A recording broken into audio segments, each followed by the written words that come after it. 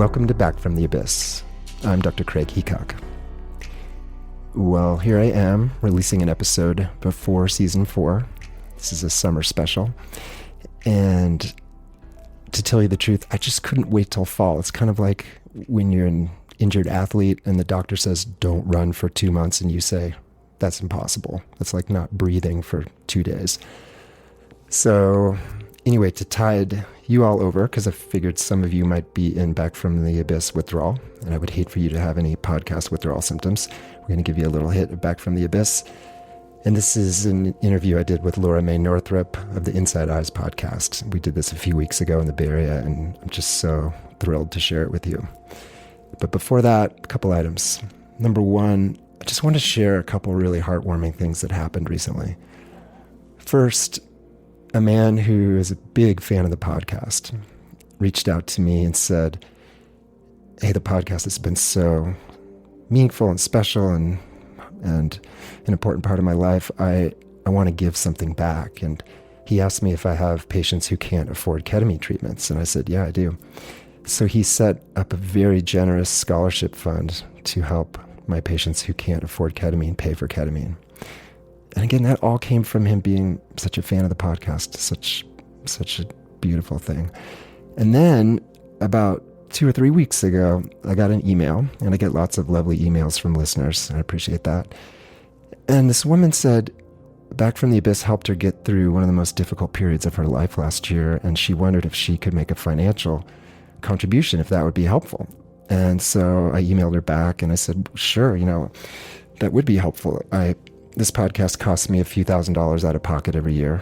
And so anyway, I gave her my Venmo, and then pop in my Venmo comes such a generous donation. I totally teared up, and I got her number, and we had a lovely talk. And wow, I mean, it's one thing to have a listener reach out, with a story of gratitude and telling me how the podcast touched their life, but to have someone reach out and offer a donation, especially when we're not even soliciting those. But wow, that was so appreciated, and that will help pay for the production and editing costs. So I appreciate that very much. Another item, I'm going to be speaking in Denver Thursday, August 4th at the NOAC Society gathering at the Mercury Cafe. So any Front Range listeners in Colorado, come see me. We could chat. And I'm going to get there early. It starts at 7, but I'll try to get there by 6:15. So if any podcast people want to show up early and shoot the ball, I'd love that. My talk is going to be on psychedelics, psychosis, and risk reduction. And now, I'm very pleased to share with you my conversation with Laura Northrup, whose podcast, Inside Eyes, I kind of think of as an identical twin separated at birth from Back from the Abyss. I hope you enjoy this. So I'm sitting here with Laura Northrup, and super excited. This has been a long time in the making. And Laura, it's really fun to actually meet you in person. We've been talking by phone. We had a FaceTime chat. We email, and we've been collaborating. And finally to sit down with you face to face. It's awesome. I know. It's so cool. This has been a long, long awaited moment. And I feel like the pandemic made it even longer. Yeah. So it's exciting we get to do this. Yeah. So listeners probably know that my interest in Laura and her work goes back to the end of season 1, because at the end of season 1, I was wanting to increase the distribution, and people said, hey, you got to do a podcast swap. And I listened to tons and tons and tons of podcasts, and I thought, I can't find one that I really want to exchange an episode with that just feels like it has the same kind of heart and soul. And then I found Inside Eyes, and I was in love, and I thought Inside Eyes is like a distant twin of Back from the Abyss. And, Laura, listening to it, I thought, this is a product of the heart. Like this, there's no advertising, there's no like, buy my course or send me money, or it was just you clearly spending hundreds and hundreds of hours making something beautiful. And I remember I eagerly did an iTunes review, and I said, you're putting out a gift into the world, something like that. So I reached out to you. I said, please, let's swap episodes. So thank you for making that. I know you've been on a lot of podcasts talking about Inside Eyes, but I had to start with that. Yeah, absolutely. And truly it is from the heart. And I'm excited to be here and be in conversation where that's something that's just really of value. Mm-hmm. One of the things I loved most about Inside Eyes was this idea of trauma as a spiritual wound. Yeah. So I'm a psychotherapist and I've been in practice for about 10 years. And prior to becoming a psychotherapist, I've done a lot of activist work, and in that work, worked a lot with people who have caused sexual harm or who have experienced sexual harm, and kind of looking at how do we deal with sexual harm in community. And one of the things that I've really just sat with over the years is that people will do all this personal work, and there will be this sort of threshold that they don't make it past. And, I'm really practical in a lot of ways. So when people are like, oh, we're going to do this, and they're kind of talking about all the frills and like whatever, I'm just like, what's actually happening? What is it that's actually going to be healing? Because I really make a distinction between coping, soothing, and actually processing. And then from the processing, having some kind of like actual change in someone's life. And so, with healing from specifically sexual trauma, but all trauma, I could say, has this, but sexual trauma, people struggle so much to heal. And for me, I'm like looking at all these people trying to heal, and I'm looking at what they're doing, and I'm thinking, what is stopping it? Like, what is making it so there's this threshold that people don't actually like make it past or over? And I started to see that people were making it somewhere through the use of entheogens and psychedelics. And then I started to get curious, and I've been curious about spirituality in a lot of different ways for a long time. I grew up in a very sort of non-spiritual environment. Like, it was sort of, if you're believing in God, you're kind of dumb if you believe in God, just like very, very, very anti-religious as a backlash to, the abusive powers of a lot of religious groups. So I've always been really curious about spirituality. I saw people going into psychedelic and entheogenic spaces and doing all this healing work. And I just started to wonder, what does sexual violence do to someone spiritually? And in that, I also asked this question, what is spirituality? Like when we say, this particular thing harms the body, what we mean is the physical body gets harmed. But what does it mean on a spiritual level? And I really think that some of the ways that sexual violence makes people feel so sort of existentially in crisis, questioning of if they should live or die. This is a huge issue for a lot of people with sexual trauma, suicidality. These are really spiritual questions. And then I think power, I think being empowered and being embodied is a spiritual issue. And that is something that a lot of people with sexual trauma experience, being highly dissociated.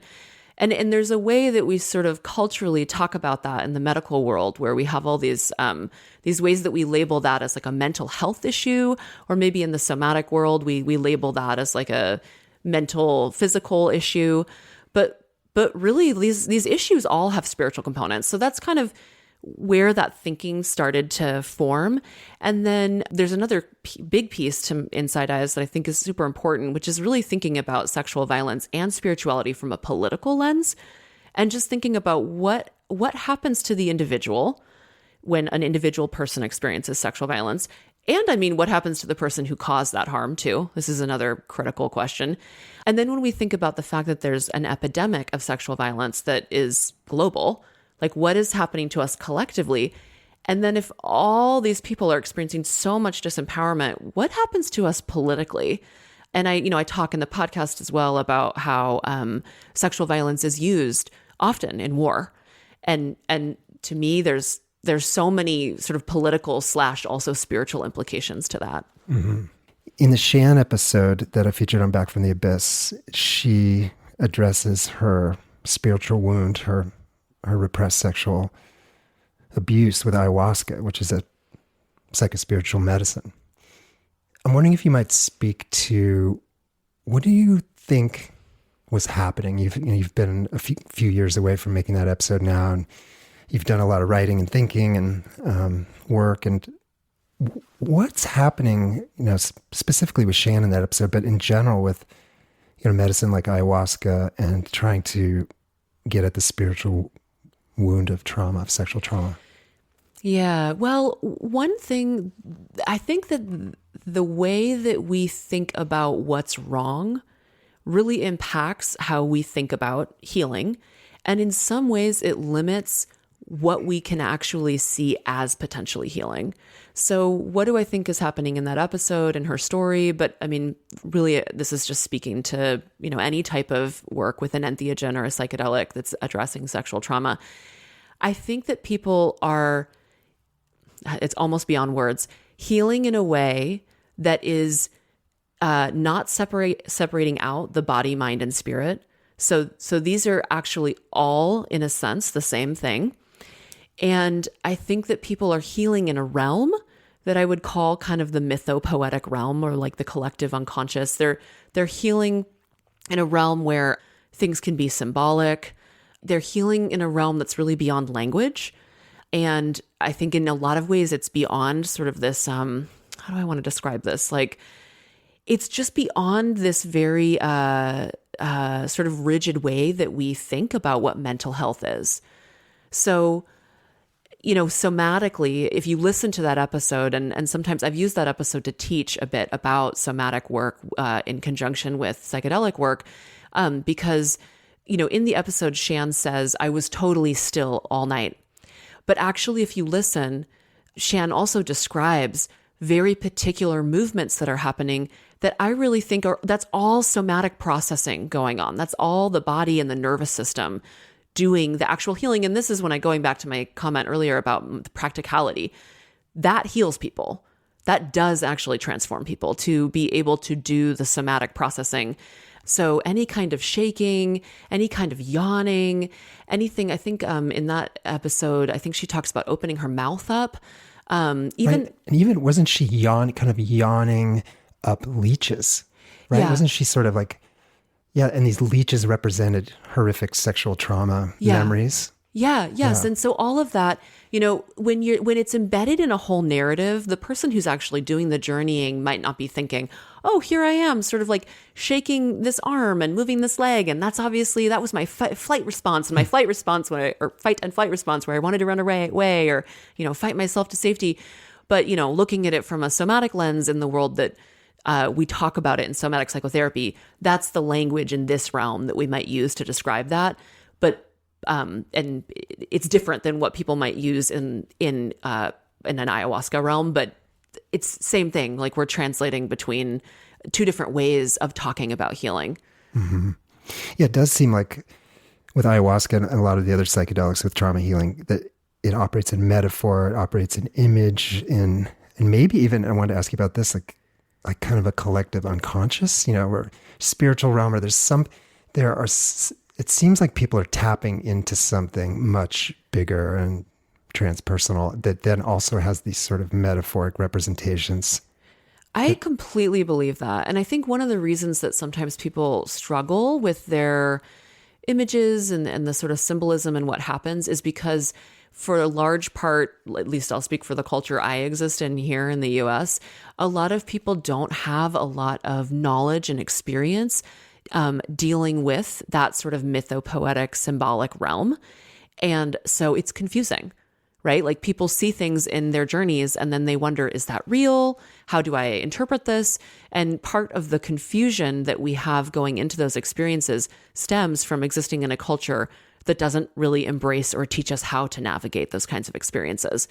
In a sense, when people talk about preparation and, it's like, well, how do you prepare for an experience like this? I'm like, read poetry every day. Like, just like, I mean, truly, like it's one way that you can prepare to navigate a realm that is very symbolic is by immersing yourself in the capacity to actually experience and understand symbolism. Yeah.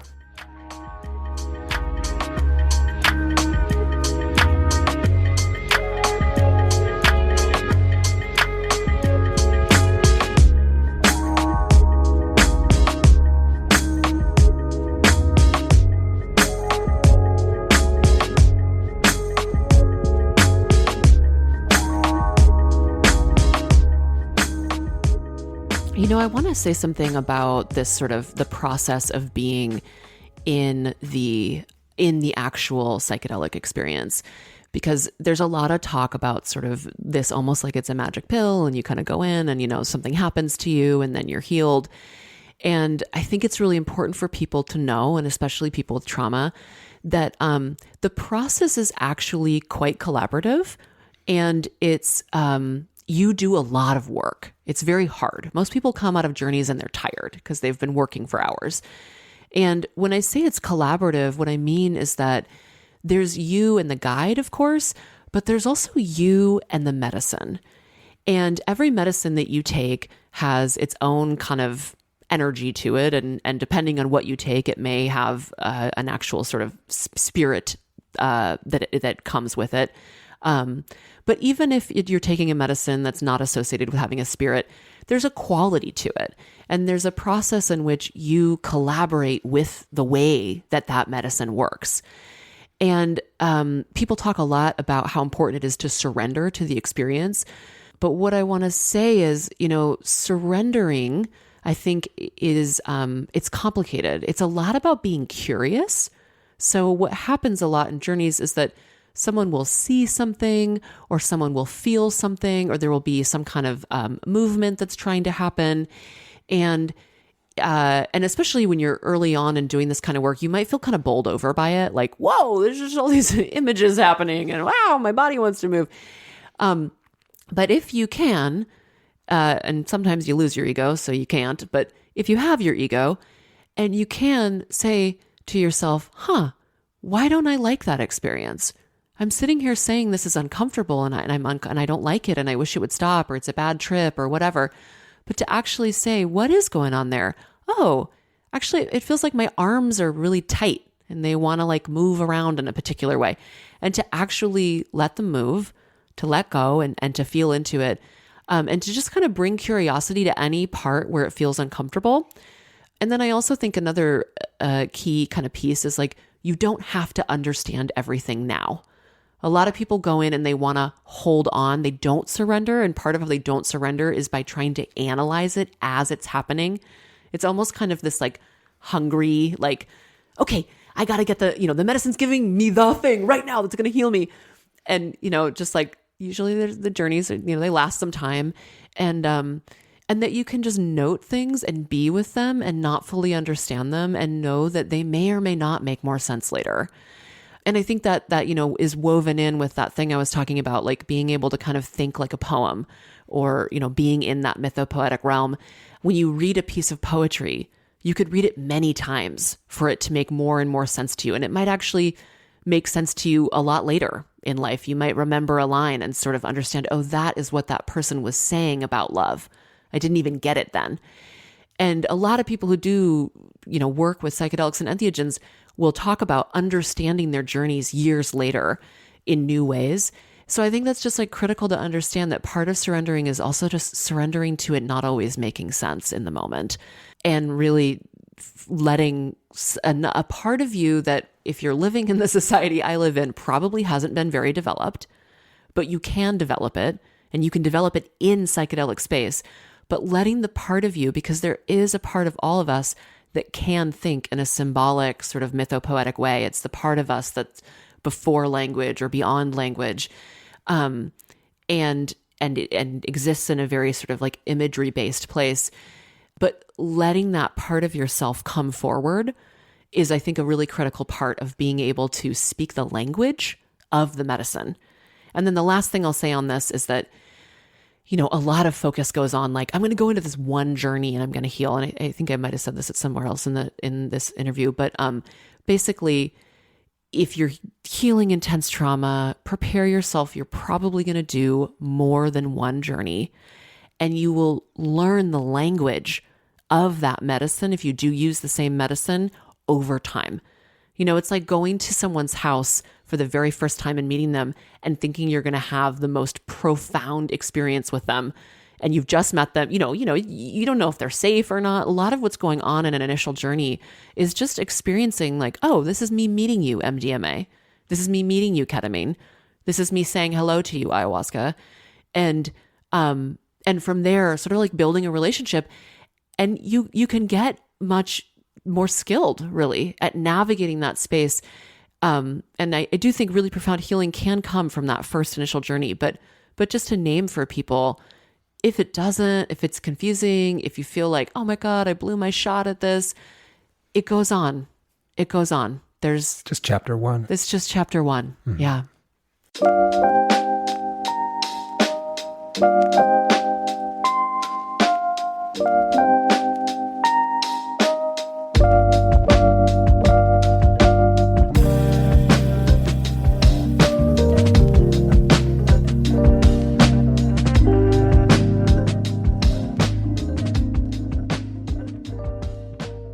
Maybe we could talk a little bit more about preparation. I know in one of our conversations, maybe over the last few months, you had mentioned something that, we spend a lot of time talking about integration and hearing about integration, but not many people are talking about preparation. I can't remember in Inside Eyes if much was said about that, about preparation, but where are you today in thinking about preparing people to do this kind of psychospiritual work to, whether it's psychedelic or not, or somatic, to try to get at sexual trauma and other deeply set trauma? Yeah. So I think preparation is huge. And I think both are huge. And a lot of people say that the term integration kind of includes preparation, but I do think it's helpful for people just to really spell it out, that there's a lot that you can do beforehand, and I'll also say some people do zero preparation. I don't know. They end up at like a festival or something, or some friend gives them something. They do some entheogens or psychedelics. They have a totally transformative experience and they're like, oh my gosh, this is amazing.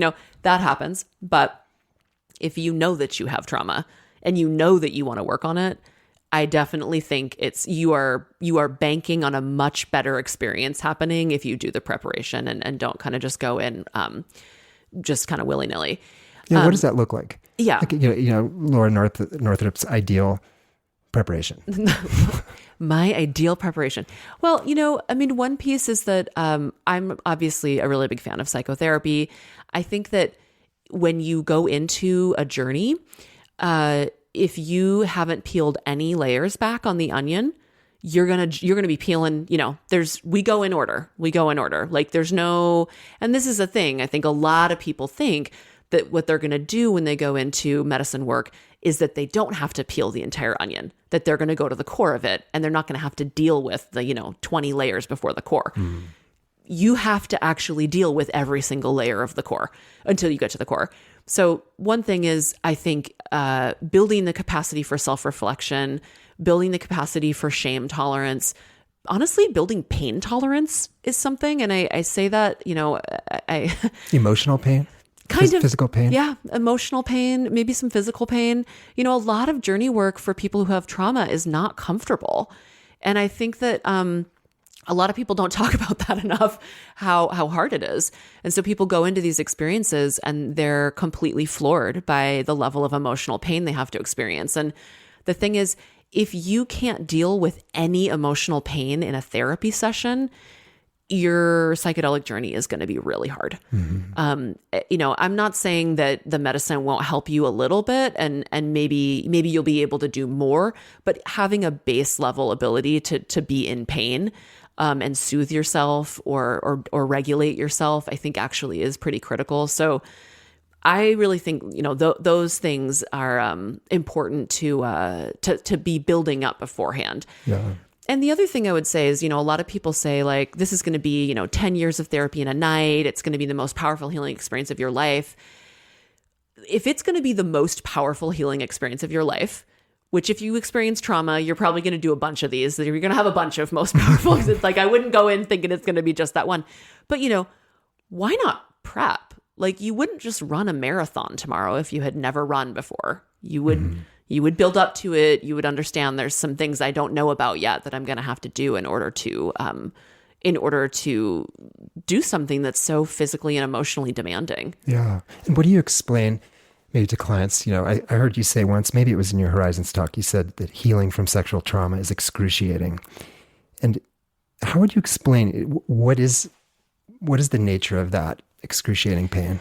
Yeah. So I think with sexual trauma, and really this is for a lot of trauma, but I'm more focused in my expertise on sexual trauma. But what happens is that there are all these really overwhelming emotions that happen at the time and afterwards. And those emotions are so intense and so uncomfortable and really, like, truly the word I would use is intolerable, that they become dissociated. So the psyche, the spirit, the person cannot be in contact with that level of rage or that level of sadness or that level of fear. So you spend all your time ignoring those feelings, right? Like substances, different kinds of practices, whatever it takes to kind of get those feelings away. There's no way other than through. So what happens a lot in psychedelic space is that people actually start to go through the feelings. They go through them in a way where, the medicine is helping them go through, the guide is helping them go through. It's not like you're going through it in an experience like what originally happened where you had no holding. But it's important to remember, like, if there's a ton of grief in there, you are going to feel that grief. And that's what I think is excruciating to people. And I do also think that can be, grief is not just a psychological state, it's a physical state.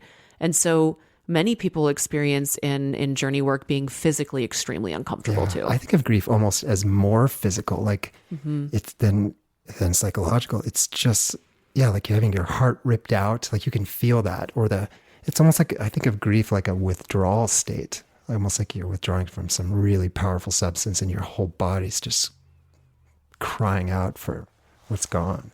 That's interesting you say that. It makes me wonder if part of withdrawal from a substance is grief over losing it. Yeah, it's like losing your bad lover. Yeah. That was so great in the beginning and so bad at the end. Yep. Often the case. Yes.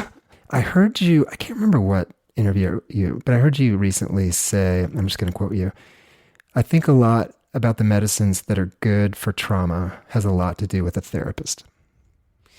I know, you asked me about this and I was like, when did I say that? I was like, give me some context. You can retract that if no. if you like. You don't have to speak about that. I'll talk about it. I do think that as a clinician, if you want the people you're working with to be able to go to really deep places with medicine, you do need to know what that medicine is like. And actually, this is a thing that has come up on online forums that I've seen where people are discussing, can you be a psychedelic therapist if you never actually use that medicine yourself? And I would say most of the time, the answer is no. Mm-hmm. I do think there are people who have done so much work in sort of dream realms or symbolic realms, or they just have a capacity to like vibe in a way where they're going to be able to support somebody through something they haven't actually been through. But I think that's really few and far between. And so I do think, the depth that you're willing to go as a clinician, it translates to the depth that you can hold somebody, and one thing that happens in psychedelic journeys is like they can be very, very intense. And so then as the guide, when you're sitting there with someone and they are saying, I'm dying right now, you need to have a pretty solid core inside to say, I don't think you're physically dying. You also need to know how to assess, if you need to take somebody to the ER, obviously. But to be able to know, like, no, what's happening is incredible emotional difficulty. And I'm going to actually have the strength to hold you through that because I have walked this path or I have been in this realm before and I know how hard it is. And I think if you can't do that, that's where we start to get kind of wonky as clinicians, and we start functioning in a way in sessions where we're not really holding what's happening. We're operating out of our fear of what's happening. Yeah, I totally agree, because I think I do a lot of ketamine work, and I've done a couple of high dose sessions, and those were at times horrifying. Being like suffocated, buried alive, squished with these like weird bats in this cave, being extruded, being suffocated, being kind of exploded into nothingness. And it really is helpful because when patients come out of some of these, I've been there mostly. I kind of know how, I won't say I've had all the horror that ketamine can be, but I've gone deep enough to know that pretty much know where it can go. And so, to have that landscape. And I was on, I think I mentioned this on the podcast, last year I was on a Zoom panel about ketamine with 4 other docs. And it was interesting, the 3 psychiatrists on the panel, we had all experienced ketamine and we were adamant that you should experience it. And there were 2 other docs, I think an ER doc and an anesthesiologist. And they said, no, that's weird. Like docs don't take the medicines they prescribe. And they were arguing against that. And the 3 psychiatrists were saying, look, this is different. This is these really powerful psychoactive medicines. Like if you haven't been in the places where you're sending people, like that's maybe not the best plan. Yeah, I mean, it is really different too, right? Like you don't necessarily take an antidepressant in order to prescribe an antidepressant, but in this realm, you take it. You take it in order to understand what's going on, because it's not just like a pill that then affects your body and your system. It's it's a process. It's a process more than it's like like a substance. Yeah.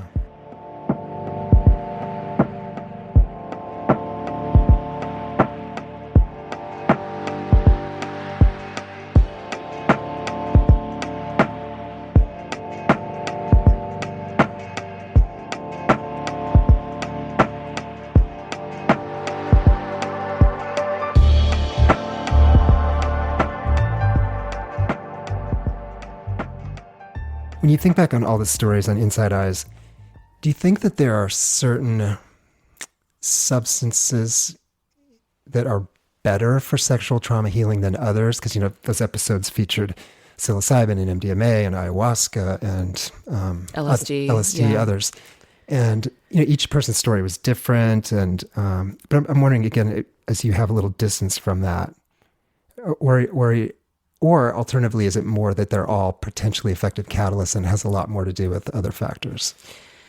I think it's a combination of both of those things. I mean, I think that in the sort of, practicalities of the world that we live in, there's questions of like accessibility. There's questions of pre-existing conditions that may or may not mean that a certain medicine is or is not like an appropriate medicine. So for example, let's say somebody was on SSRIs, suicidal, and wanting to work on their sexual trauma, maybe ketamine would be more what they would be going toward because it's legal. They can talk to their doctor about what they're doing. They can take it when they are on SSRIs. And it's something that people, think is really good for people who are depressed and suicidal. So maybe that would be, the direction they would take. I think this also is sort of like over time, like there was somebody on my show who had used ketamine and really felt at the time really needed that stabilization, and then was able, once they were no longer suicidal and chronically depressed, to do the mushroom work that then ended up being really, really healing. So I think it's like, when we think about this as a long-term thing, it really depends on the moment, the time. I wonder, I'm curious your thoughts on this. So I know I'm not trying to rank trauma. And something we face a lot with the patients is people feeling like, oh, my suffering isn't enough to deserve to be here, or I'm ashamed to be on your couch, because clearly some people had it worse. But I do think that there's something different about sexual trauma. And I'm wondering if it's because it's about shame.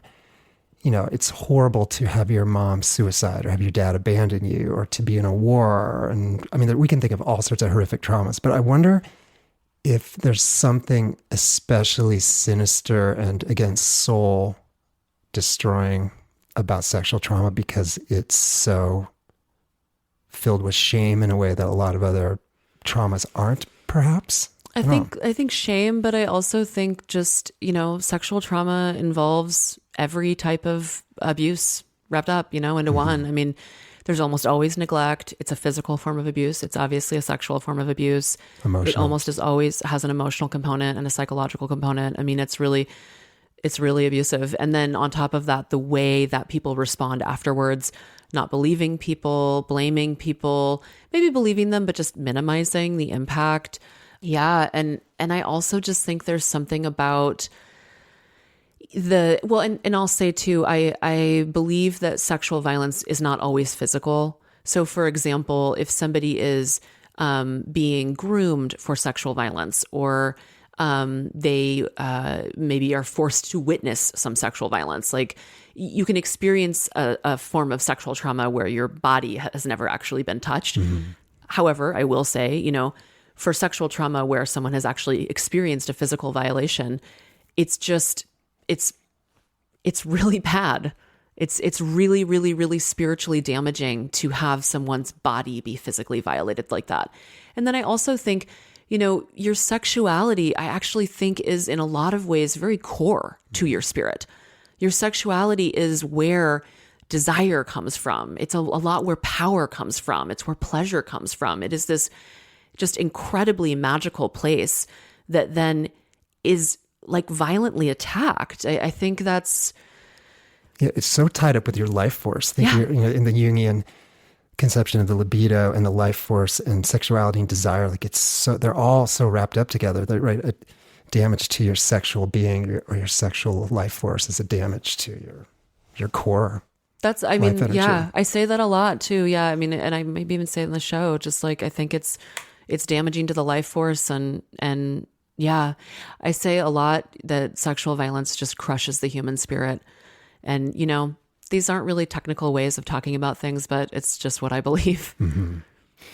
I really challenged, and I just never really understood what this idea of spirit was, I think, until Inside Eyes. Really? Yeah. Wow. What do you think changed for you? I think two things shifted it. So I always wanted to believe in something more. When I did acupuncture training maybe 8 years ago, I became very convinced that there's chi. Yeah. And I think, okay, whatever we clearly have a life force energy, chi. But then in recent years, I've started to see that chi that's just one word to describe it.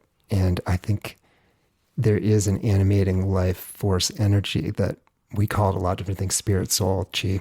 But it's a thing.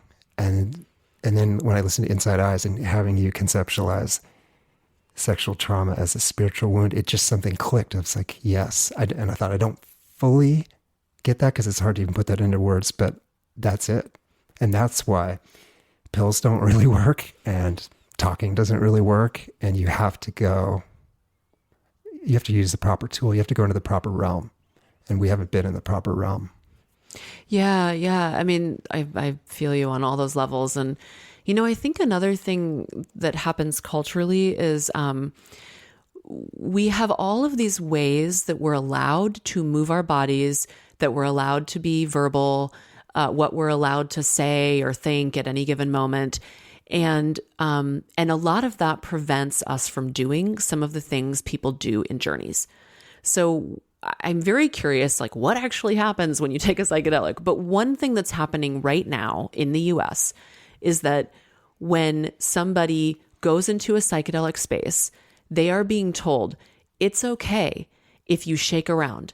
It's okay if you vomit. It's okay if you scream. It's okay if you cry. It's basically anything your physical being could do. It's okay to do it right here. And, I'm trained in sensory motor psychotherapy. I practice somatic psychotherapy. And I can't tell you how many times I've sat across from somebody and tried to help them do some of the physical processing that I know they would do if they were using a psychedelic, because they wouldn't stop themselves anymore. And they sit there and they're like, I'm too embarrassed to do this in front of you. Yeah.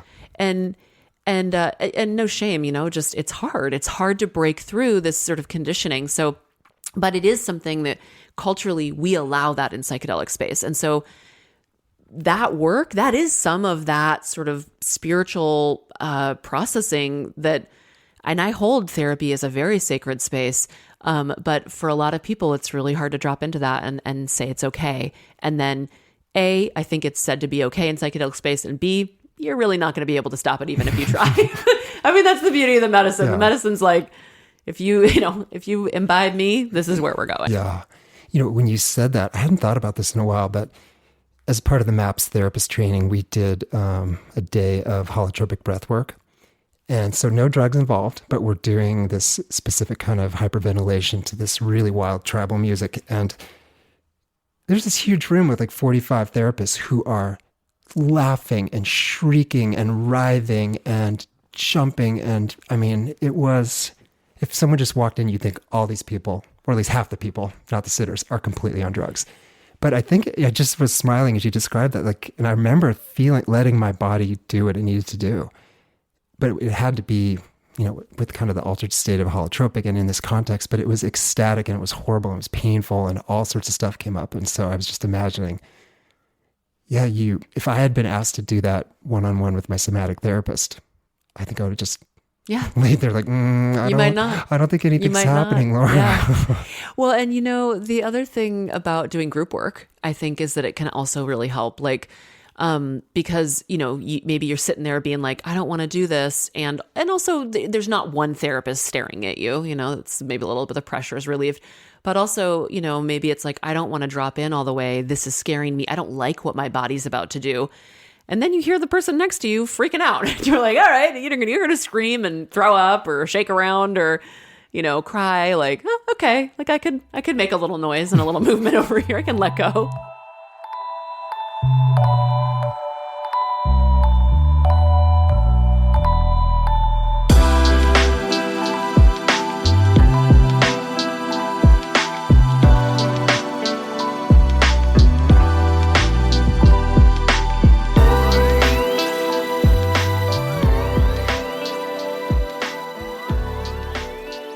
I wonder if we might transition to talking about the Horizons conference last year. So the Horizons Psychedelic Conference, was that the end of 2021 in New York City? Yeah, it was December 2021. Yeah. I unfortunately didn't get to go, but you had emailed me and said that you were going to speak. I thought, I really want to go meet Laura and hear her speak. But I did hear from two different people that the most important thing they heard at the conference was your talk.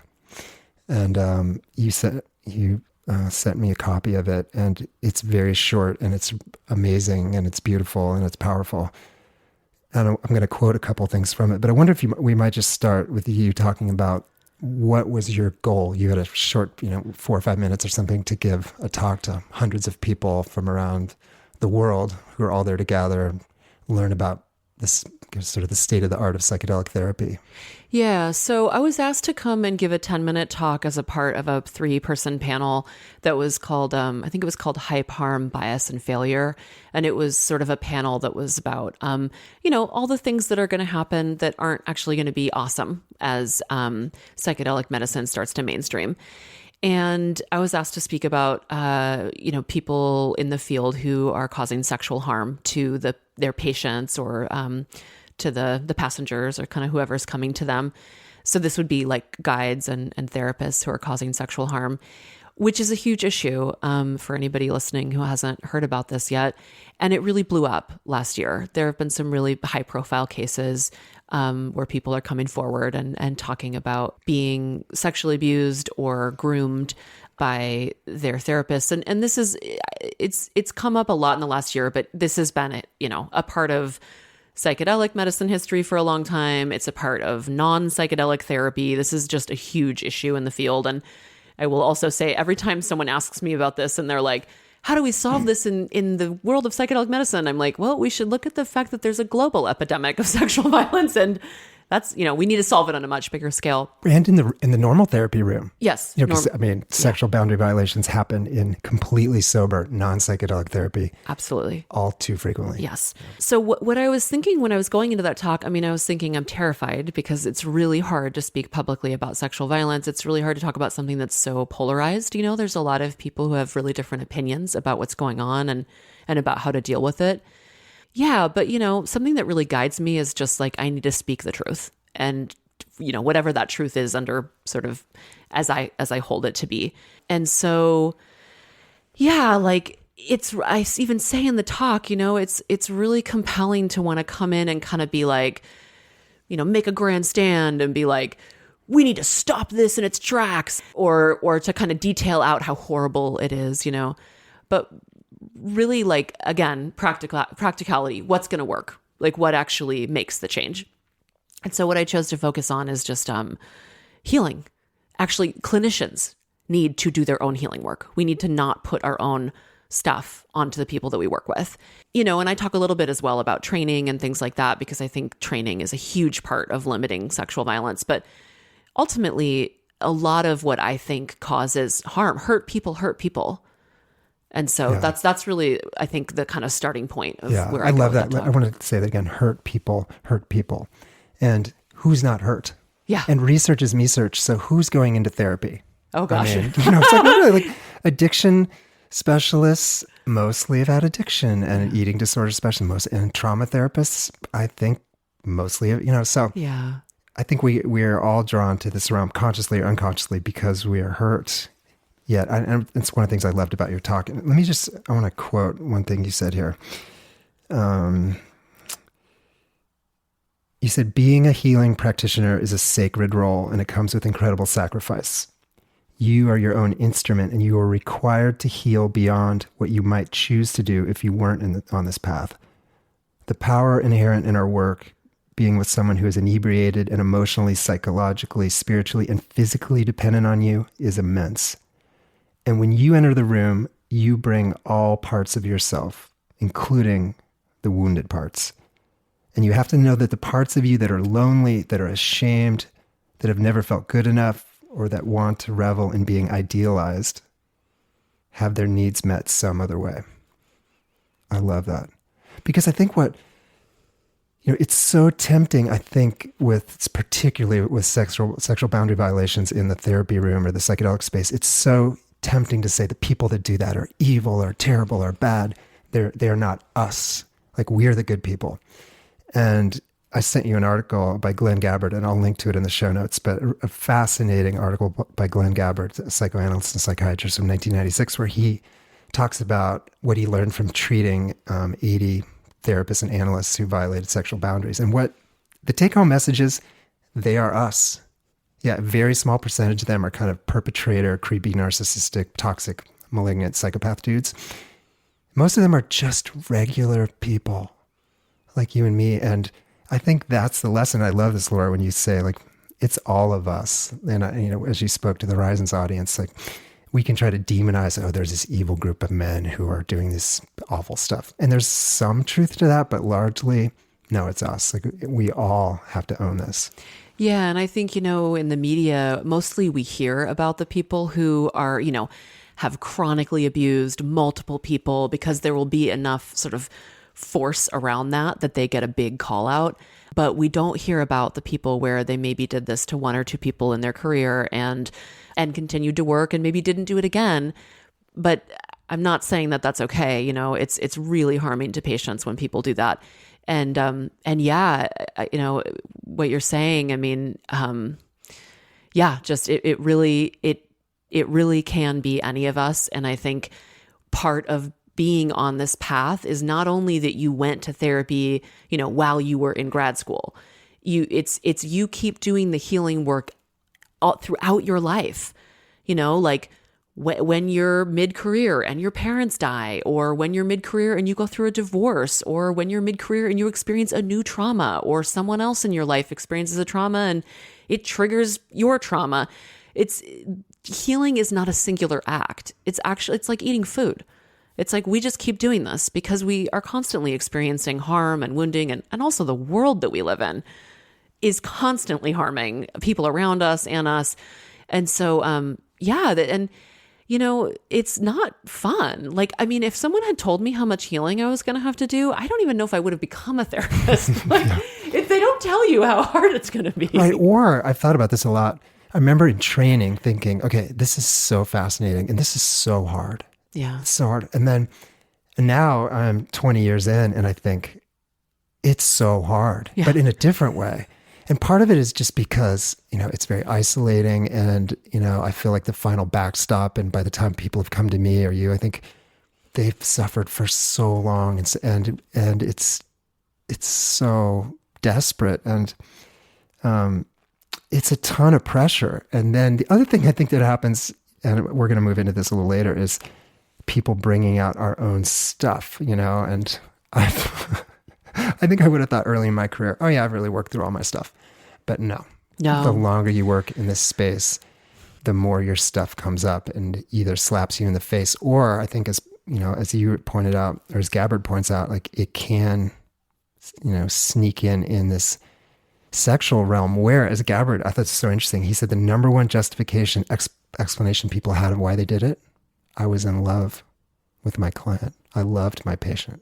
Yeah. That's kind of sad. I mean, I get that's a powerful rationalization for doing that, but yeah, I loved him or her so much that that's why I did it. Yeah. I mean, I think this is a realm where people they get so in their own stuff.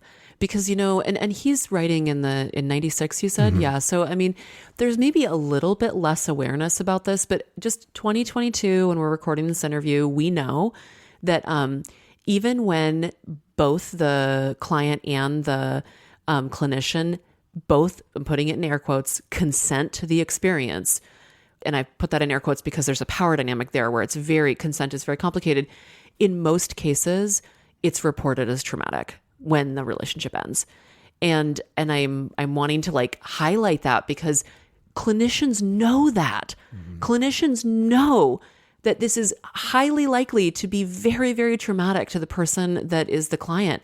And yet in their, love mind, and in their very unconscious place, they don't listen to the fact that this is a problem. It's not a good idea. He also talks about in that article, people basically becoming sexual with their clients because they think that they're helping them. Like they feel sort of like inept, like, oh, you haven't done your healing yet, and I'll heal you by loving you.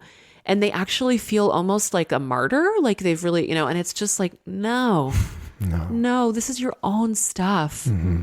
I mean, in that, like, I actually think that relates to psychedelic work in the sense that, like, one thing we really face as clinicians is letting people suffer, actually watching suffering and not actually being able to change it. And when we step into the role where we think that we're powerful enough that we can change someone else's healing, we have already crossed a line. Yeah.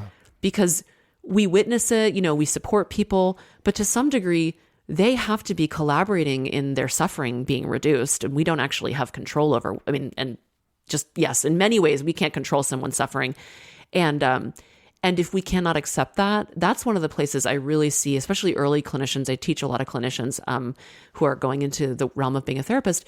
That's where I see a lot of people start to do little boundary violations because they feel responsible to try to kind of like cross the line just to make it a little bit better. And I'm like, oh, no.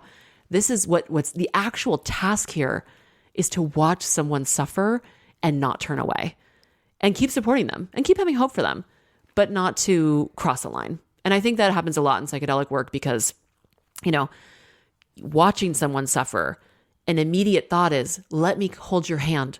Let me comfort you. Let me give you a hug. And my question to the clinician is that hug for you or for them?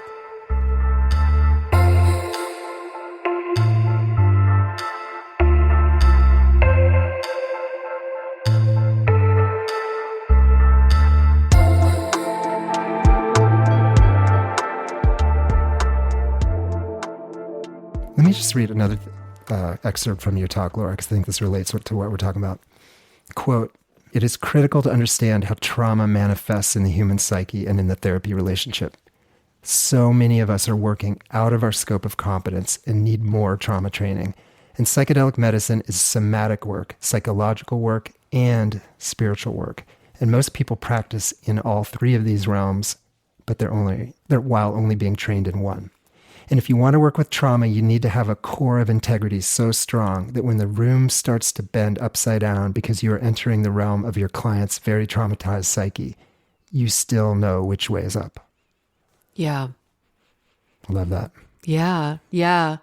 I mean, I think a lot of people really struggle to understand trauma. And one of the reasons I bring that topic up is, you might be working with someone where they're saying, I love you. I want to have sex with you. A lot of people have the fantasy that if they were just closer to their therapist, if that person was their friend or their mom or their partner, that they would be more healed. So when someone is saying to you, hey, I'm inviting you into doing this, you have to understand as the clinician, this is a part of the trauma. And in fact, it could be that the most important thing that you do in that moment is say no. Even if the person is sitting there saying, oh my gosh, how can you do this to me? You're not giving me what I need. You saying no, and I say this a lot to people kind of as I'm teaching about this stuff, we're listening on all levels all the time. So while someone might be openly saying, hey, how could you do this to me? Setting these boundaries that, are reasonable, but I don't like. Some other part of them just heard, you are safe. You actually will not cross the line. And especially with sexual trauma, this is huge because a lot of people feel that they caused their sexual trauma to happen to them. And so this gets enacted in a therapeutic space where somebody does something that invites some type of boundary violation, and the clinician needs to show, no, You are not powerful enough to make me do something violating to you. That's not the how you were sexually traumatized. But when the clinician then is like, oh no, I am overpowered by this request you're making, so I'm going to fulfill it, it communicates this terrible narrative that people hold where they feel responsible for the harm. Yeah. Yeah, Saj Rosvi talked about this a couple episodes ago, this idea that it's so hard for most therapists to tolerate their client's pain. And we all want to alleviate and dial it down, but sometimes what we need to do, right, is just let it be. I was thinking from this quote, when I applied to be a therapist in the MAPS trial, I was having my phone screen, and the woman screening me, she said, well, tell me about your trauma experience. It doesn't seem like you have much trauma training. And I was all offended. I'm like, look, I'm a psychiatrist. I know about trauma. But then I realized I was just kind of talking smack. And then after the phone call, I thought, I don't really think I've had good trauma training at all. And now I know, this was like back in 2016. My trauma knowledge and training has come in the last 4 years. It's come through your podcast. It's come through working with Saj. It's come through working with ketamine. It's come through my work in the MDMA trials. It's really been on the job learning. And it's been a number of people that I've interviewed on this podcast. But in my residency, 2001 to 2005, we learned about PTSD, but it was like this island of PTSD. But it didn't really integrate with any of the other stuff we were learning. And it was kind of, I don't want to say fringe topic, but it was a side topic. It was a side dish. And I'm guessing in psychiatry programs now, I hope it's more of a main course. But it is ironic that here I was, psychiatrist at that point with like 15 years of experience and being interviewed by someone, hey, do you have trauma? And I'm like, oh, I got all this trauma training. But I didn't. Like the idea of spiritual or somatic, both those realms, I was completely ignorant of. And again, the more I've worked with trauma and been around this, I see that's the realms where you need to be. Yeah, I appreciate you sharing that because, I think a lot of people, they just don't want to admit that they don't have any trauma training. And obviously, plenty of people do great work and we can learn about trauma from all different sort of realms. It's not like somebody is a bad clinician if they don't have a trauma training. But I think if you're going to specialize in trauma, which what a lot of people are saying is, I'm specializing in trauma with psychedelic medicine.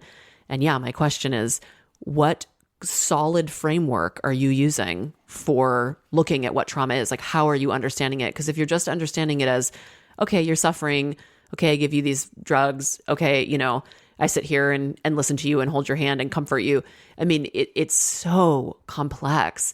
And especially if you're doing psychological work. I mean, I think it is one thing to do something that's more like trip sitting, but if you are doing any of the work to prepare and integrate and interpret and do anything that's sort of outside of just I'm administering this medicine, that is where I think it's very critical that you understand what you're doing because you can cause a lot of harm. And then I don't know if I talk about this in the talk, but I know I've talked about it a lot since when people ask me about this. I also think even if you're just going to do the part where you're administering medicine, you need enough trauma training to know what to not do. Mm-hmm.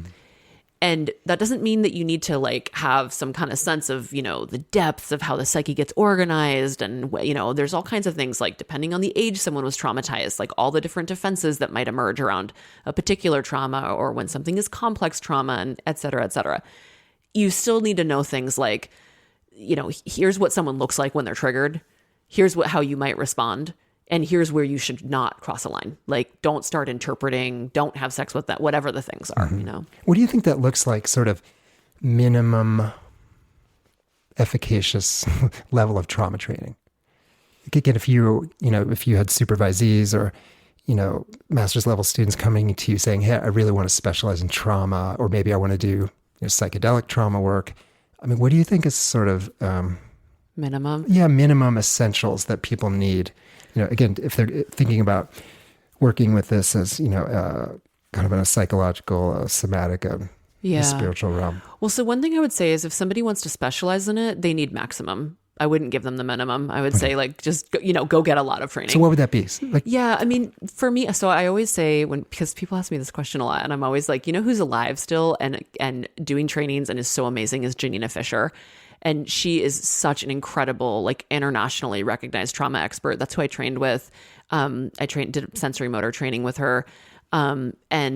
She has online trainings. She's amazing. She's so knowledgeable, and she's psychodynamically trained, a psychotherapist, IFS trained, sensory motor trained. I mean, she's solid. Real deal. Yeah, she's really good. Yeah. And, and I say that she's still, I mean, she's getting older. And so I don't know when she's going to retire, but I would say if you need a training right now, like sign up. She's amazing. I'm really partial to a somatic training because I do think that somatic training is really psychedelic. And I think that it's just really critical to understand what's going on in the body and to understand that you can look at someone, and if you are trained well enough, you can see what is happening in their, like what trauma state they're in. They don't need to be telling you, I'm afraid and I want to run out of the room. You can see that they're in a fight response or a flight response or freeze or fawn or whatever. And you can see it because of the muscle tone in their face. You can see it based on the movements that they're making. You can see it because when you look at a person, a lot of us don't realize this, but you can actually be registering and tracking their breathing and their whole nervous system. And I think that's a really critical thing to start to get in tune with if you want to specialize in trauma. But I think that so there's the somatic realm. I think the psychological piece is one that, I think it's important to understand what happens in relationship with trauma. And the reason I think that's important is because everyone who does guided medicine work, no matter what you're doing, you are in relationship to the people that you work with. And sexual violence is a relational wound. That's not something that happens where it's like, okay, a lightning bolt hit me and I'm traumatized. It always happens in relationship to another human being. And often there's lots of trauma that's just related to how other human beings either allowed that trauma to happen or reacted to the trauma. So it's not even always just that it's the abuser that's the only relationship. So all of that relational wounding always comes out with healing practitioners in some way. And that's where I see people just not understanding, like this person right now is agreeing with what you're saying and they're not going to say no to you because they are literally terrified and they don't even know it. And they're terrified to say no to you. So when you ask for consent around something, it's like you need to have the training to be able to work with consent in a way that I'm kind of over how often this term is used, but that is trauma informed. And by that meaning understanding what happens in relationship when somebody is experiencing trauma. Yeah. Yeah, I've talked about this on Back from the Abyss before, but for years and years as a psychiatrist, there were all these patients I had with quote unquote medication-resistant depression. They were in dissociative shutdown, and they look depressed. But you said if you're not trauma-informed, if you're not somatically trained as I wasn't, I looked at them, they look really depressed, which is one lens, but the other lens is no, look closely, actually look at how shut down and numb they are.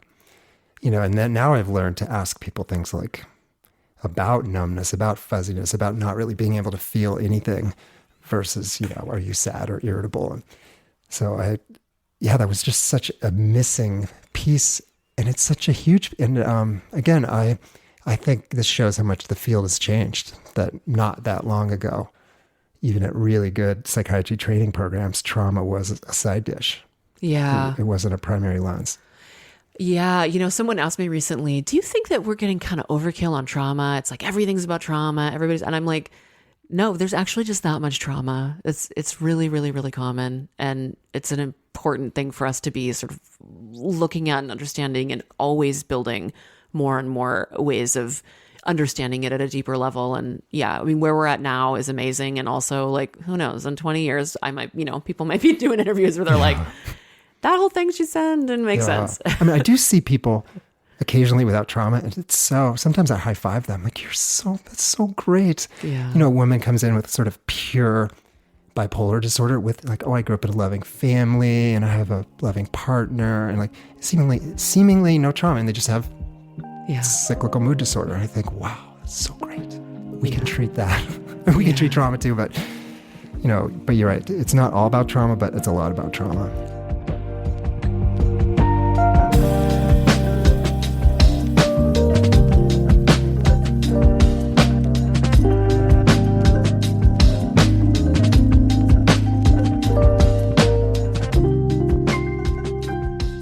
So I do want to say a piece about, like, because we're talking about training and I'm saying somatic and psychological. I think it's really valuable to also do spiritual work. It's so that you can engage on the spiritual level with people. Yeah, what does that look like? Yeah, so that's something where I would say this is sort of that difference between just prescribing the pill and taking the medicine. I think that spiritual work, it can be a lot of things, but it's a lot about you developing something in yourself. It's not necessarily something where you're going to a training and someone's giving you information and then you're just applying it. I think spiritual work is about becoming deeply embodied and really, really, really connected to your own humanity and not pushing away experience. Like some of the really big spiritual questions that we face are questions like, how do we live? What does it mean to be alive? What does it mean to love? What does it mean to hate? What does it mean to die? Like what is, just looking at sort of the human condition, what is responsibility? Like all these sort of big existential questions. And I think in that, each of those can expand really, really, really far. And it's doing our own deep inquiry. And you can do that in all kinds of faiths. You can do that by doing your own medicine work. But I think that's really critical. And one thing I'll say, about what happens, I think, in sexual trauma is that someone who has not experienced sexual trauma is in some ways, often, depending on what else they've experienced, but often sort of innocent to how severe, how far violence can go. And then in that process of being exposed to that through being sexually violated, there's a moment where that person's being becomes aware of just how incredibly toxic, severe, evil humanity can be. And that's really that's a spiritual moment. I mean, it's horrible and it's tragic, but it's also a moment of being thrust into a spiritual inquiry. Like, how can this be? How can it be that we have life and we have all this amazing beauty and we also can cause incredible harm? And those are questions that, as a clinician, if you don't do your spiritual work, you probably don't want to face.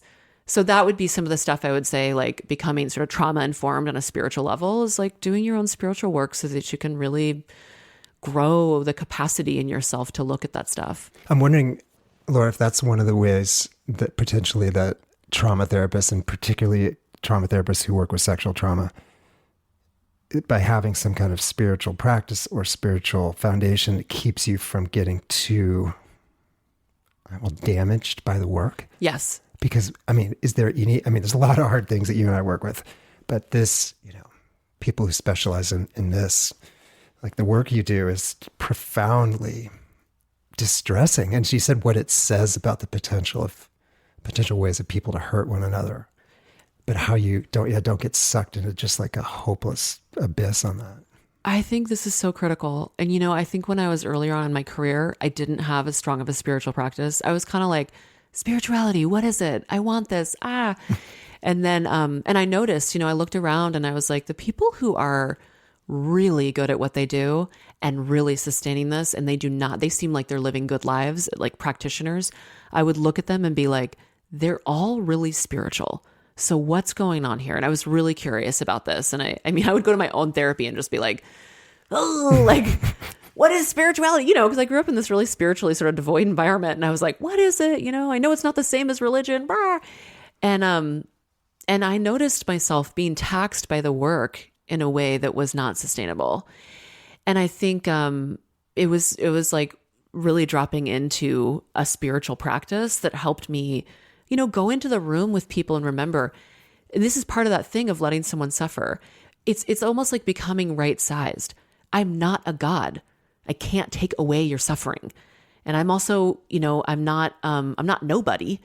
Like I'm right here and I can be with you and I can witness it and I can cry with you and feel with you and validate for you that it wasn't okay. But I'm in a lot of ways, I'm just like another human being walking right next to you.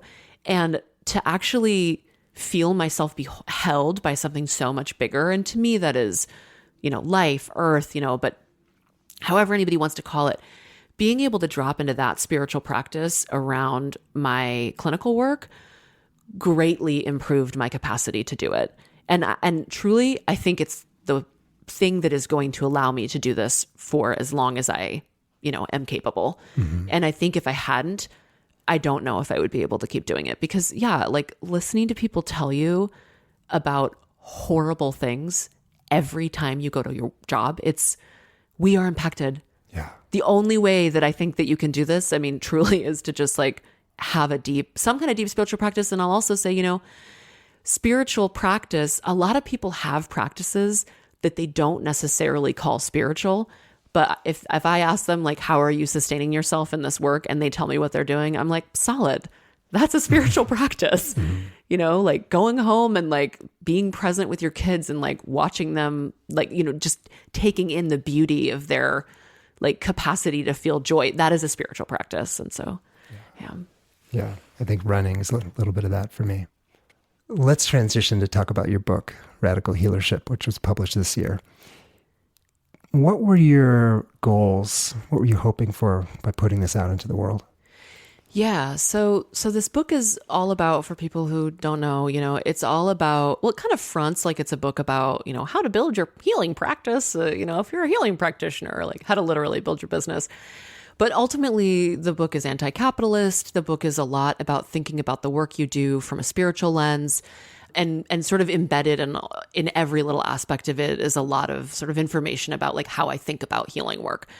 Ultimately, I really want more people who, if you want to do it, to feel empowered to be healing practitioners. And I want people to be able to do that in a way that's really sustainable. And that is because I'm, like a lot of us, very sad about the state of the world. The people in the world need healing, and we are a part of that delivery system. And when people sort of think, I want to become a healing practitioner, but I don't know if I can, and, can I make any money, and can I do this, and can I, how will it be? I'm like, ooh, wait. Don't let that dream inside you die. We need you. We need you. We really need you. And so that's a big part of why I wrote it. And, and also I want healing practitioners to be able to think in a political way, and to think in a spiritual way, because I just think, even if you don't, we're all operating in a political, spiritual realm all the time. And if you don't know that, and you don't claim it, and you don't interact with it, you're still going to be doing it. You're just going to be doing it kind of unconsciously. And there's potential harm to be caused to yourself, and to others. Yeah. And one of the things that I really liked about the book was that you used your own personal growth and healing and wisdom to talk about how becoming a therapist challenged you. One of those things was just becoming more confident that you could be competent, that you had struggled with a lot of self-doubt. And another thing that really hit me was this whole idea of growing up in poverty and how you had to come to grips with that, and the fact that you carried that in the way you thought about money and clients and charging and billing. And I think we all carry that, whether you came from, a family with $50 million or $5. If you're going into the healing professions, you're going to charge people, and you're going to ask them to pay you some amount of money for services, and money stuff is going to come up. And I don't hear many people talking about that. I think that was near the end of the book, the money chapter. I was really moved by that, because you spoke so honestly about just the pain of coming from that kind of background and what you had to do to now live in the Bay Area in a very expensive place, and try to figure out how to charge enough money so you can live and have a life, but also come to some sort of peace with that. Yeah, I totally think that this affects everybody, and class is something that we do not talk about enough. And in the book, I'm basically like, here's your homework. You need to confront your class experience and really, really deeply dive into how this actually affects you're running a business. You're running a business. It's related to class. And one of the places that I really go to is really thinking about class through a lens of thinking about love. And ultimately, one of the things that I don't know if it comes through strong enough, but I mean, sometimes I like bludgeon people over the head with my ideas. So maybe it comes through and I just am like, I didn't, bludgeon, but like basically that's a terrible image. Anyway, but basically, the other thing that I really want to inspire people to do when they think about money is to stop thinking about money from a lens of this material, this thing will solve my emotional and spiritual issues. And to really, really think through how much money do I actually need? And what am I doing with it? Because so many people, I mean, most of us, what we think is more money is better. And more money is not better. Actually, having a lot of money, there's studies that show that it's actually pretty bad for people's psychology to have an excessive amount of money. And the other thing is that I think that it replaces spiritual work in this way that, one of the spiritual sort of processes that we all have in our lives is the fact that we will die and that we will probably fall ill and that we will suffer. And this is an extremely, painful, complex process that our society has become pretty twisted around because we're not very spiritually grounded as a society. And so a lot of what we do is just think, if I just make more money, that pays the medical bills. If I just make more money, I will be more comfortable. If I just make more money, I can move away from XY neighborhood and go over here and do X, Y, and Z. I can control my entire life to where, what? You're going to escape dying? No. You're going to escape suffering? Not really. And this is where I'm like, this is money trying to replace a spiritual process. And in that process of hoarding wealth and of the idea that we should all hoard wealth, we engage in exploitation that harms people, including ourselves. So this is sort of this is another big important message of the book. Yeah. Well, I thought, and kind of an overarching message of the book was know yourself deeply so you can have this business of yourself, this, as a therapist. And it kind of reminds me, I think maybe 6 or 8 months ago, I heard this totally fascinating podcast. And it was an interview with a sex worker, full service escort. And she was describing kind of her business model, how she does her business. And I was listening to it and I thought, she does the same thing I do. Oh, yeah. Yeah. But by that, I mean, so she talked about, early years, she sort of would see anybody and she was sort of not charging enough. And she was in some out of her league in some bad situations and got traumatized and then realized, kind of like I have in my career, I need to be very conscious about who am I good with, who am I not good with, who fills my bucket, who drains my batteries. Like I've told my assistant who screens people, I've told her, I was like, look, if people can have really severe mental illness, people can be potentially violent, psychotic, in and out of the state hospital. If they want to play ball, like if they want to work with me and work, I'm in. But I've realized this far in my practice, if people are thinking that I'm going to do the work for them, you can go to someone else. But it was so interesting, like hearing her whole description of everything from charging to what she would do and not do. I just thought, this is exactly what psychiatrists do. And I think reading your book, this is what therapists do, meaning like you have this very personal service business. It's not your body, but it's your psyche. It's your psychospiritual energy, which is, again, very intimate. And if you don't come up with if you will, like a business plan, like a psychospiritual plan, like if you don't know it, like you are going to get sucked dry. You're going to get demoralized. You're going to burn out. You're going to end up in a bad place. Yeah, for sure. And I'll just say too, the book is actually, it's targeted towards any kind of healing practitioner. So it's not just therapists, but 100%, like I totally agree with you. And I mean, sex workers do really deep emotional, psychological, spiritual work.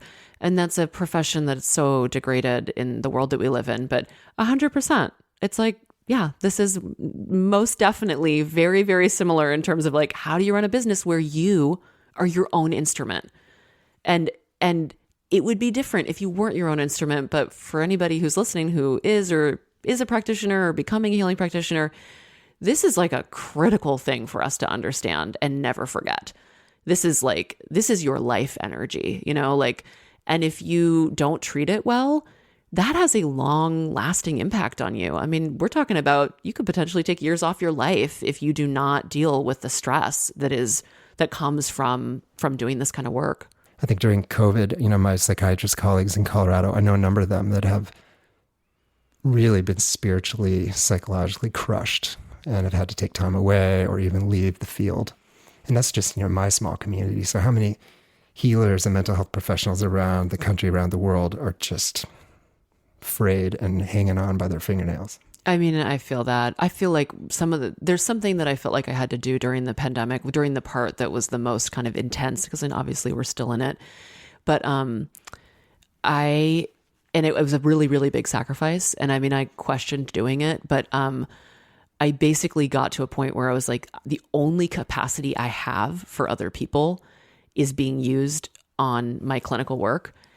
And that means that I can't show up for my community. I can't even really show up for friends. I can just show up for the people who are the very closest to me, and then for my clients. And yeah, and I thought a lot about this. Like, I'm doing this, I'm making a big sacrifice right now because I have really limited capacity, and I'm only giving it to the people that but I do long-term work. Like, those are people I've committed a lot of my life to. And so I did it. I would not do it, for my entire life, but I was like, all right, I would ask myself, can you do 6 months of this? And then it would be like, the pandemic keeps going. I'd be like, can you do another year? Can you do 2 years? And now, I feel like my capacity is a lot stronger. And I also, was really lucky to be able to have my own really good therapist and do a lot of my own, to really draw on my own supports and do medicine work to be able to make it through the pandemic. Yeah, it's really, really taxing to go through something like that and keep working. Yeah. What are you most excited about, most hopeful about in all these realms? Oh, in all these realms? You mean like psychedelics and books and everything, all the stuff, everything? Because we've been talking about a lot of hard stuff and things going badly and the challenges and burn, it might be good to end this on a hopeful note. I mean, this is, we've been in the abyss, but we can pop back out here. Back out. I don't know. I know you're a hopeful, optimistic person. I really am. Yeah. What I'm really excited about is a number of people that I've talked to who are working on building out medicine style retreats where they're very, very accessible, in the sense that even if you do not have the money to pay for it, there will be some type of subsidized funding for people to get healing. And if you have the money to pay for it, you're paying more, you're subsidizing it.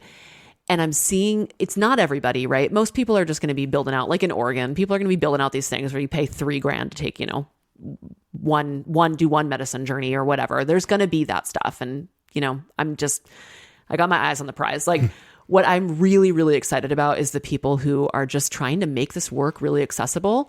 And then also I'm excited about how much integrity I hear people wanting to bring to the work, because it's one thing to just give people medicine and, most likely with not enough holding, they're not going to do great. They're going to suffer.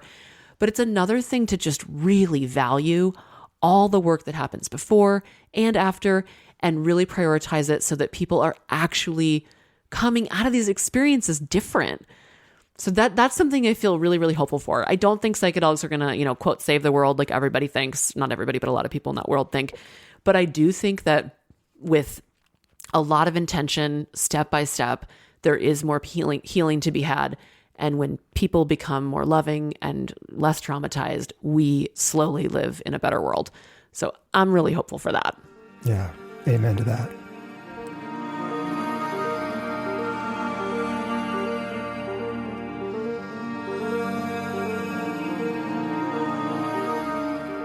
We'll be back this fall with season 4. And as always, you can support Back from the Abyss by sharing episodes, by posting on social media, and also writing us a review on whatever podcast platform you use. Thank you so much for listening.